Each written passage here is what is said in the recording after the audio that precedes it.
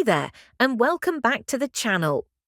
Today, we're diving into a topic that's been heating up. The Federal Reserve might cut interest rates this July 2025. Yep, you heard that right. And even if you're not following the Fed every day, this could seriously affect your money, from how much you pay on a credit card to whether it's a good time to buy a house. So grab a drink, get comfy, and let's break it all down in simple terms. Let's go! Chapter 1. What a rate cut actually means. First, what is a rate cut?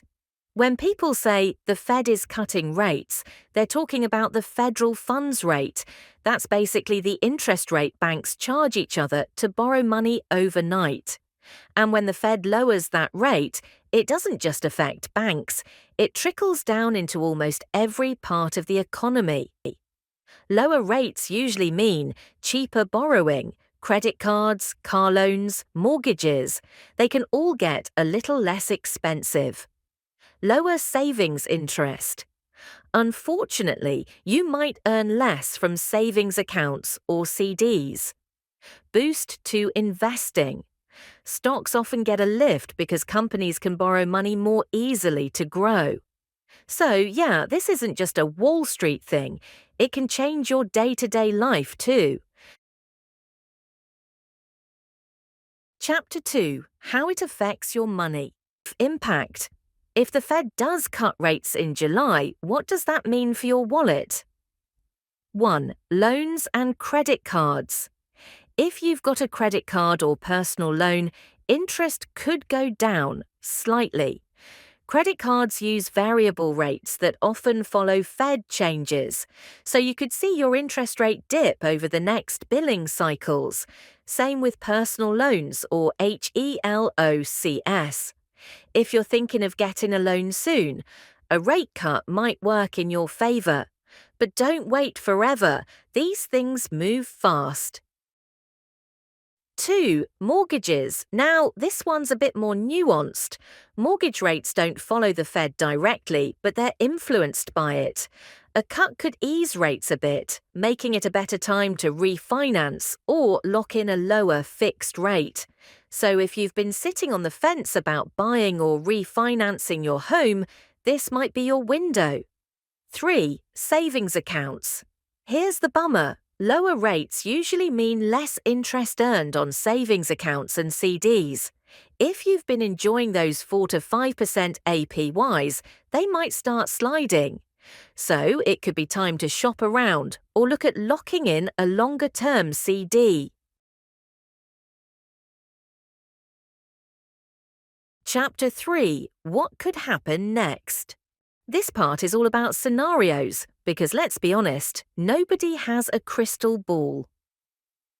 Scenario 1. The Fed cuts rates. This is the likely but not guaranteed option. Inflation has cooled off a bit, and Fed Governor Waller seems to be on board. If it happens, markets might rally, borrowing gets cheaper, and we could see more consumer spending.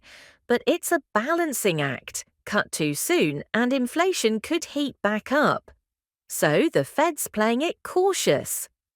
Scenario 2. No cut, wait and see. If Powell holds firm and says, not yet, we might see the market get a little cranky. But that could also help cool inflation further, setting up a more confident cut later this year. Scenario 3. Something unexpected. We've seen surprises before. Global events, economic shocks, or fresh data could flip the Fed's script entirely. So staying flexible is key. Chapter 4. What you can do right now. Okay, so now the big question, what should you actually do? Here are a few smart moves to consider. Have debt. Look into consolidating or refinancing before rates drop further. Get ahead of the curve. Saving cash.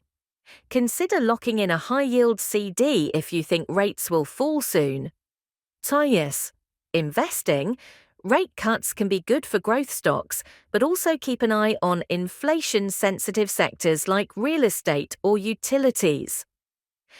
Buying a home. Don't rush, but monitor mortgage rates closely. This could be your moment. Remember, this isn't one size fits all. Your personal situation matters more than any headline. That's a wrap. Hopefully, this helped you make sense of what a rate cut really means and gave you a few ideas to act on. If you found this useful, hit that like button and don't forget to subscribe for more easy to understand finance content made just for you. Drop a comment and let me know, do you think the Fed will actually cut rates this month? I'd love to hear your thoughts. Thanks for watching and I'll see you in the next one.